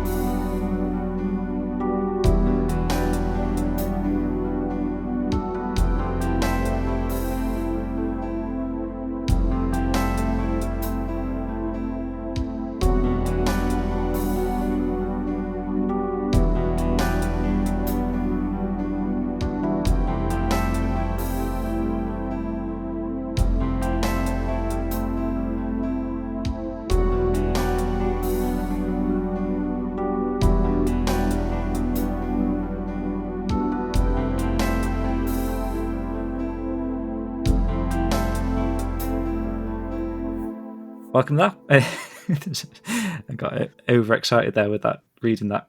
I don't think you need to officially name the numbers of the song, but I thought it would be funny if I did. Welcome back. That was Bodyguard 2 from George Kitchen's amazing fan game that I haven't played yet, but I'm sure it is amazing. I'm putting that out there right then. So more Christmas crackers, guys, before we get into this quiz. I've got to get rid of these jokes I've written. So what do you think Landy's favourite type of tea is? Any guesses? tea break building. No. His favourite type of tea is chai. Oh my gosh. What's Chai's go-to drink at an esports gaming event? LAN tea. Oh dear. Oh dear, God. indeed. Right, George, so for the quiz, and you kind of touched upon this a little bit earlier actually, which surprised me, but you were mentioning that you go into the backstory, the biographies, the profiles of these characters from Shenmue 1. So what I've done is I've taken 10 character profiles from Sukapass. Obviously, I've redacted names and places that are going to give away who the particular character is. But as we go through these, we're going to take it in turns. I'll read a profile out to you and see if you can guess whose backstory that applies to. So if you know the character name, Gosh. or if you can give me some sort of a clear indication of who you think that backstory relates to. And obviously don't do any cheating while we do this. But do you reckon you can do that? I'll try. Okay. Right. So we'll take it in turns. So the first character profile that I've got for you here. He used to be a mechanic at a major motorcycle manufacturer and often boasts of his tuning technique. Now he's retired and devotes himself to motorcycle repair. His tuning technique, backed up by his experience and professional skill, have earned him an excellent reputation. Any idea who that might be? Ono-san. Very good, very good. An easy one to start off with there. It was easy? Yeah. I thought it was easy because of the motorcycle Gosh. references. Well, it's the name that's the hard thing to remember. Well, you did it. Yeah, There you go. it's a good start. 1 for 1. Here we go. 1 for 1. This next one, number 2. He was born and raised in Yokosuka, so he's a true blue Yokosuka man. He knows Ryo and Awao because he sells them their gi used for jiu-jitsu practice, and he was very shocked by Awao's death. He is also the coach of a boys' baseball club in the community. He is a kind person, but sometimes gives too much advice, so the children think he's too bossy. Ryo agrees. His son works for a company, and his grandson is a surfer. His daughter has married and left home. He lost his wife many years ago, so feels lonely sometimes. When he can afford it, he sometimes closes the shop early to go see baseball games, and he is the president of the Dobuita Stores Association. Hattori-san? Bang. Well done, 2 George. for 2. Bang. 2 for 2. I knew you'd do well on this, you know. Well, I know we're only 2 I in, plugged but... some of these characters in recently, so I had to look up the profile. Yeah, I'm sure when you're going through the side stories of these characters and stuff, these might be fresh in your mind, I'm not sure. Okay, number 3. This charming little girl is in the senior class of Yokosuka Dai Kindergarten. Because she has a sister more than 10 years older, she is precocious. She is anxious to go to elementary school and is always running around with her older sister's old school bag on her back. She loves animals and wants to have a pet, but she's not allowed to. Her sociable character attracts many older friends. Yamagishi-san is one of them. She often visits him without telling her mother and comes back after eating snacks. Who do you think that is? Megumi. Yes. You know what? As you were talking about the school bag and you mentioned Yeah, I was gonna Megumi say. getting off the bus, I was thinking, God, he's going to get Yeah, he's going to get that one. that profile instantly. Brilliant. So Well done. Yeah, 3 for 3. Okay, number 4. He was recently transferred to the new Yokosuka Harbour as the manager of a freight handling division, leaving his wife and children behind in Niigata. Whether it is out of loneliness or not, lately he is becoming increasingly ill-tempered towards his subordinates. Workers under him are afraid of him, but every Friday he's in a good mood because that's the day he goes back to see his family in Niigata for the weekend. Okay, so my game does not take place in the harbor, so this is where I start to lose track of the characters, and I forget his name. But is it Ryo's boss as well? What's his name? Yada-san? That's it. There you Spot go. on. 4 for 4. Wow. 4 for 4. Well done, George. I guessed his name. I forgot. Spot on. Okay, number 5 now. His job is to threaten and send any customers away who come to the agency to make complaints. The only problem is he's not very strong, so his bluffing only works on a few people. He doesn't have the looks to seduce women easily, so he has nothing to do but loiter around the streets and harbour. What do you think that is? Is it Kenji-san? Oh, George. I thought you might get this just because of someone that you might know's recent YouTube video. Well, then I'm getting his name wrong. Is it the guy with the long hair at the at the entrance of Nagai? Hosoi? Is that his name? Hosoi-san? Or Koji? Unfortunately not. No, you've got this one wrong actually. It's Kazumi Minowa. Oh, Joe's gonna get so mad at me on that one. Out of the 10 I thought he profiles we picked here, I did not expect you to get that one wrong. I thought he made that up, that part. See, Joe is more authentic than I thought. Damn. There you go. Still Yeah. pretty good though. 4 out of 5. Oh. Still So. pretty good. So 4 out of 5 so far. So here we are, number 6. She lives in Chiba, but came to Yokosuka to visit her friend. While her eyesight is poor, she is a very sweet woman and always talks quietly and politely in a manner of a mild-mannered grandmother. She also happens to be an acquaintance of Jaiju Yu and drops by Dobuita once in a while to visit her. Boy, that last sentence just threw me off. I thought they had it, but are you implying that she's Chinese then? If not, I was going to say Haneda-san. There was a clue actually in there. While her eyesight is poor.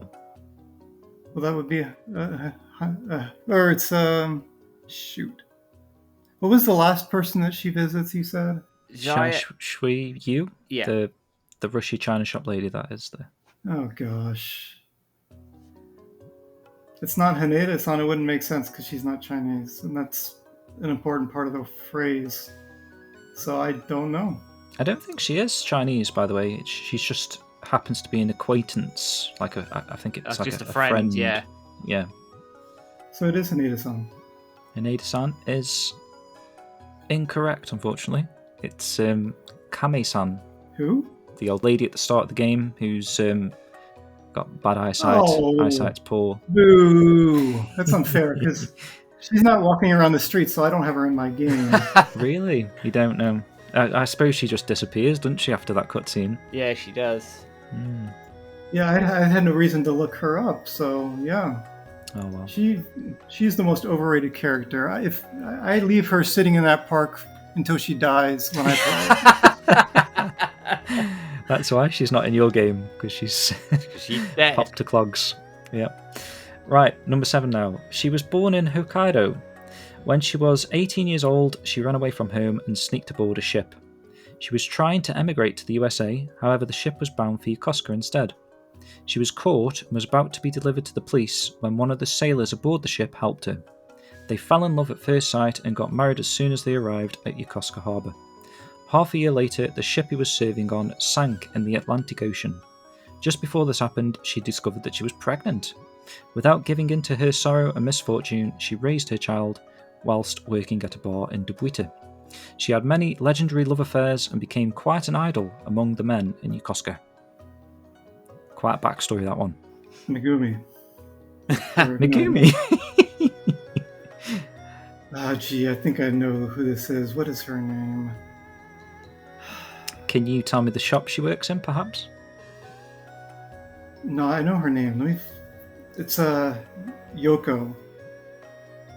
Yoko Minato? At Bar Yokosuka, the lady out front? Oh, I know what you mean. Yeah, it's not her, no. No, it's not Nana, is it? It's not Nana either, no. Do you want one more guess? Megumi's my final answer, though. No, it's actually, believe it or not, which surprised me, but it's Toki Aida, Nozomi's grandmother. Oh, she's not in my game either because she's annoying. Oh. I couldn't believe her backstory. It's so in depth that she, smuggled herself aboard a ship and fell in love with a sailor. And I never knew that. It's mad, isn't it? Yeah. All these backstory things we touched on earlier. No. She just seems like a sweet old lady, doesn't she? And Yeah. No, she's not. She's actually kind of mean to Rio. yeah. Well, that's true. She is. Well, I don't know. She's quite. She is on the phone, isn't she? A little bit. And she's also, But- you have to yell when you speak to her, so. Yeah. True. Because she's really deaf, isn't she? Okay, 4 out of 6. 4 out of 7. 7, sorry, I can't count. Let's try and get half of these, George. You can get another, I'm sure. Let's do it. How many more do we have? 3. 3 more. Oh, gosh.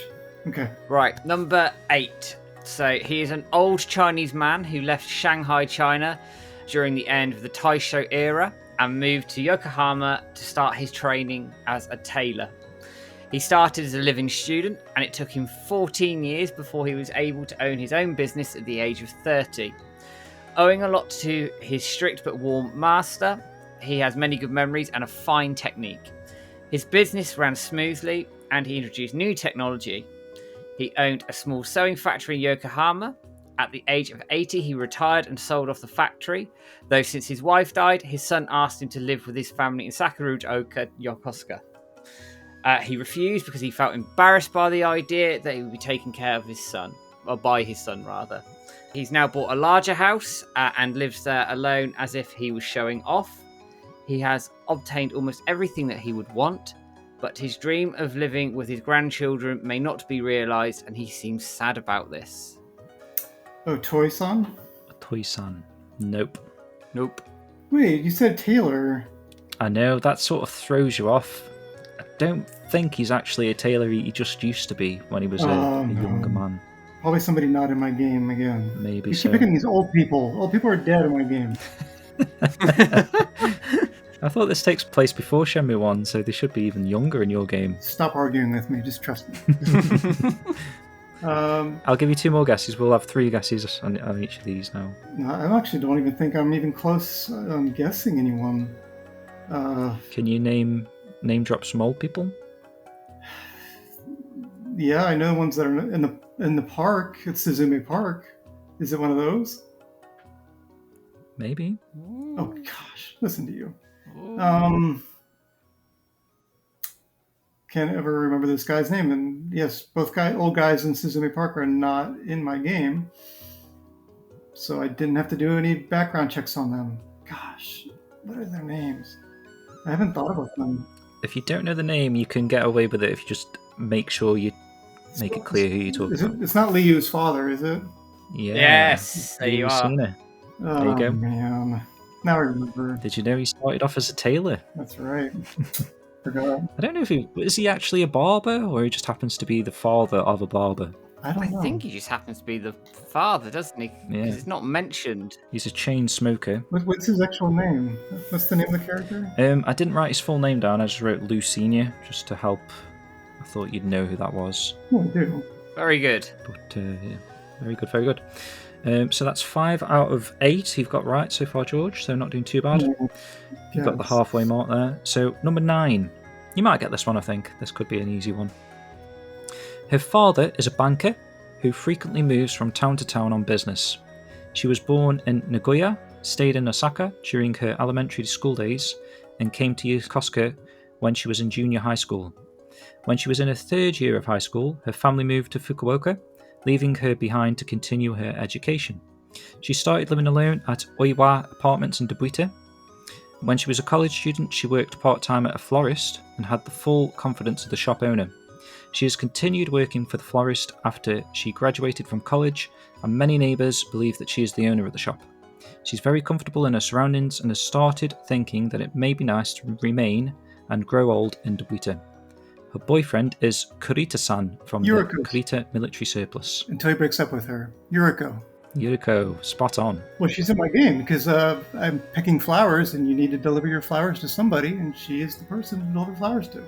Absolutely no hesitation there. She also has a QTE in my game, too. Ah, there we are. It's a kissing QTE. You have to press the right button to kiss.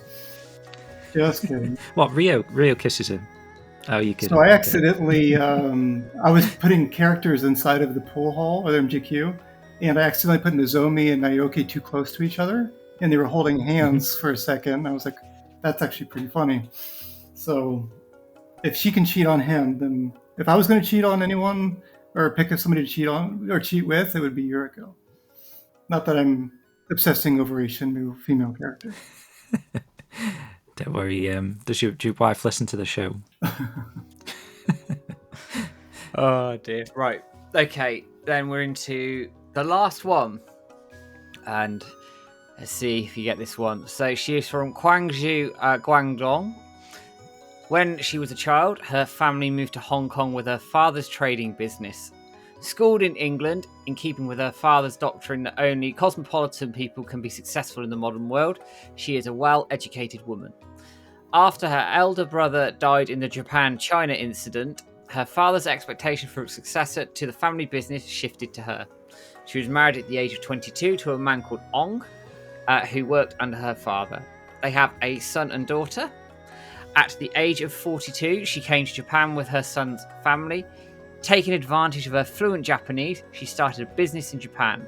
She dealt in antique imports and exports in Yokohama for a while, and her son opened her shop in Yokosuka. Her son and daughter-in-law are currently residing in the United States on business, so she is taking care of her grandson. She loves the child deeply and spoils him, but is strict about teaching manners and proper social conduct. This is Shimfa in the year 2008.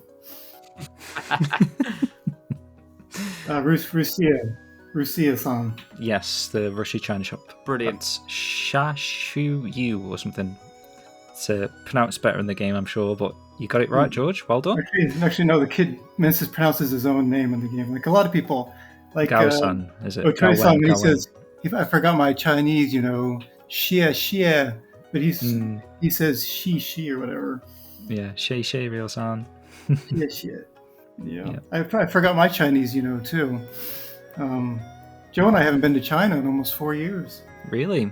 And so you actually fluent in Chinese, or Huh? you just know? You fluent in Chinese, you said?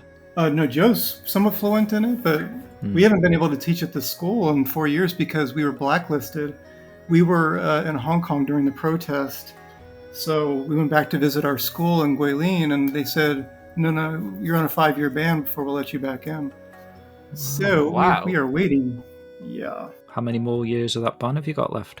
Well, President Xi, he's closed down most private schools in China. He's got a vendetta against education since he did not get one himself. And I don't want to get political, but it's just we cannot go there and teach in China and feel safe currently, I'm afraid. That's a shame, man. That's a shame. Because you were doing such amazing things from what I've seen over the years of your school in Guilin. So that's a shame. It's only because we were in Hong Kong, frankly. It's not that China's an unsafe place right now. It's just they're protecting us. We were, when I say blacklisted, they phrased it as we're protecting you. We just want you to be safe. So they're very nice about it. This is the embassy in Washington, D.C. So they're just being nice and protective. So I don't hold any vendettas against these people. They're very nice. Okay. Well, going back to the quiz, you scored 7 out of 10. So I think that's pretty decent, to be honest. Yeah. I thought it was good effort. Some of those were evil. Good effort. I don't think I would have got as many, to be Let me honest. close Shenmue Dojo's website real quick before I get my answers. Don't say that, mate. We'll ban you.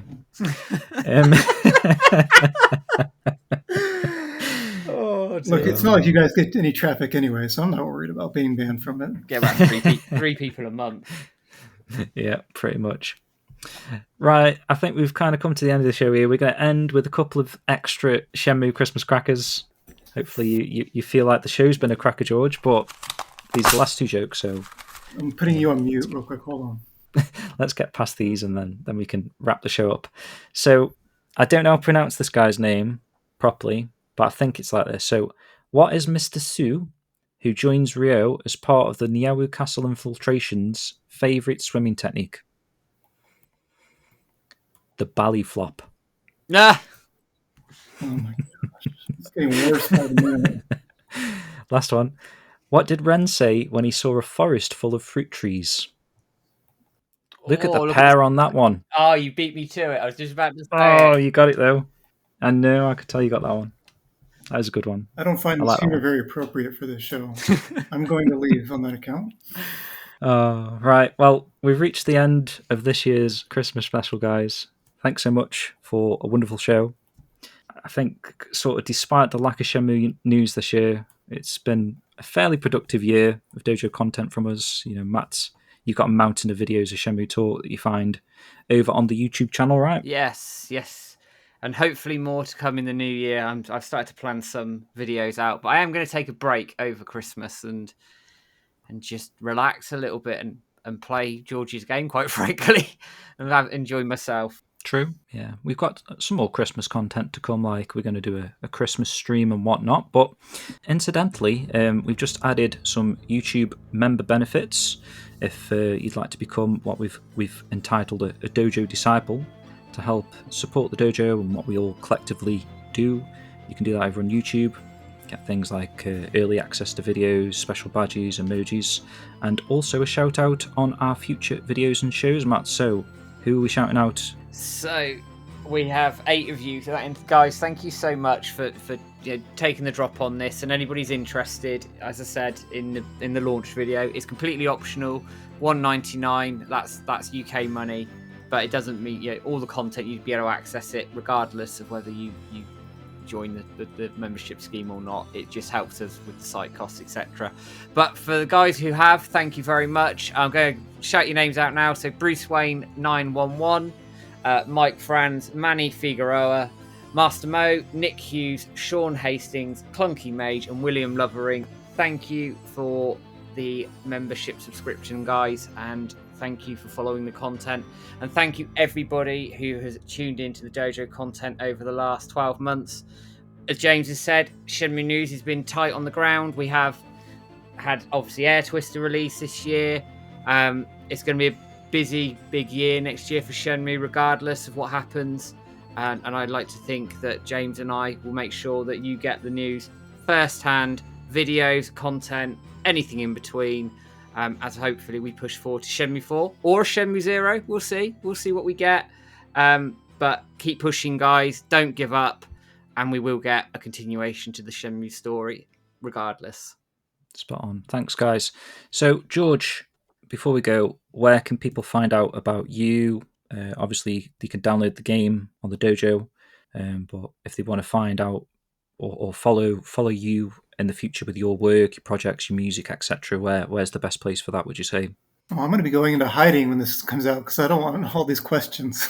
I don't want people going, I can't get it to download. Why can't I get in this door? No offense to those people, because if they're legitimate questions, sure. It's just I'm scared of them and I'm scared of questions. So I don't know. I don't plug myself very often. I don't like plugging. So every time I watch a video and I have to hear subscribe to and click the like and all that, I cringe a little bit. So I'm not going to do it, even though that's what you just did for the last 5 minutes. Now, I don't mean to call you out. I'm just saying. I know. I do know how you feel on that one. Yeah. Yeah. So people can't find you. Find me on Facebook, George Kitchen. If you want to friend me, fine, and message me. Go ahead. I'll talk to anybody. I don't plug myself.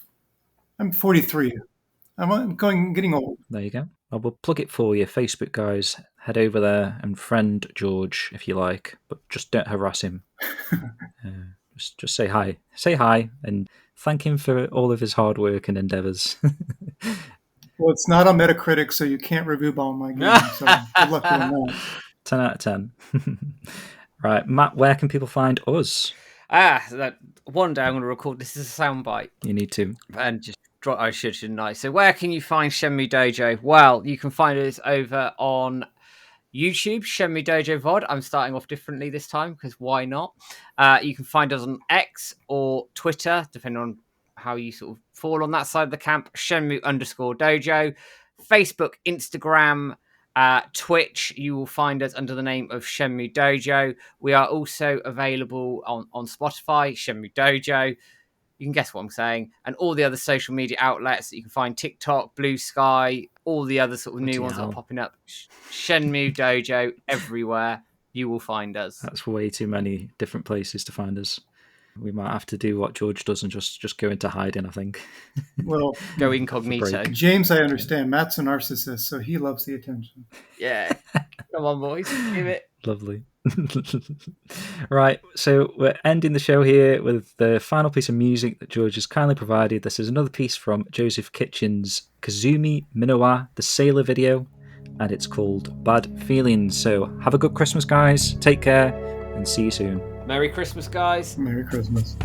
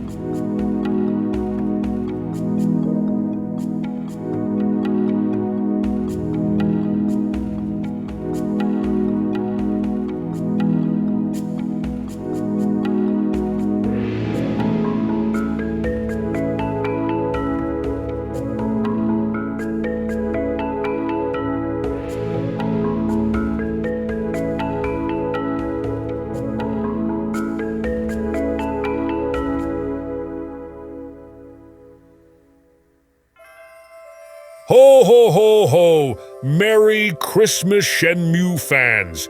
It's Santa Claus here, and whilst I'm busy in my workshop getting ready for the big day, I was thinking about what it will take to get that Shenmue 4 that you so desire under your glowing decorated Christmas tree. 2024 is our year, so make sure to get yourself involved in every single Shenmue Day event next year on the 4th of every month. You don't need to make a list and check your calendar twice, as it's the same date each and every month. Ho ho ho! My reindeer here think that we should definitely target the spirit of Sega this year, as they strive to dive into their back catalog with new upcoming titles such as Jet Set Radio, Crazy Taxi, Streets of Rage, Shinobi, Golden Axe, and more. That and more part should include a new Shenmue game. So let's direct some festive cheer towards making sure they know we want more Shenmue next Christmas. Everyone here in the North Pole hopes that you have just enjoyed this Christmas special of the Shenmue Dojo Show and all of the other fantastic shows broadcasted as part of RadioSEGA's WinterFest 2023. It's been a very special WinterFest this year. I've been listening in whilst geeing up my elves and eating mince meat pies with a big cup of lovely, warm eggnog. Ho, ho, ho, ho. Well, I have to go now. I have to go shovel up some reindeer from the reindeer lodging next to my workshop. And thus, the holidays begins. A Merry Christmas to all, and to all a good night. And let's get sweaty.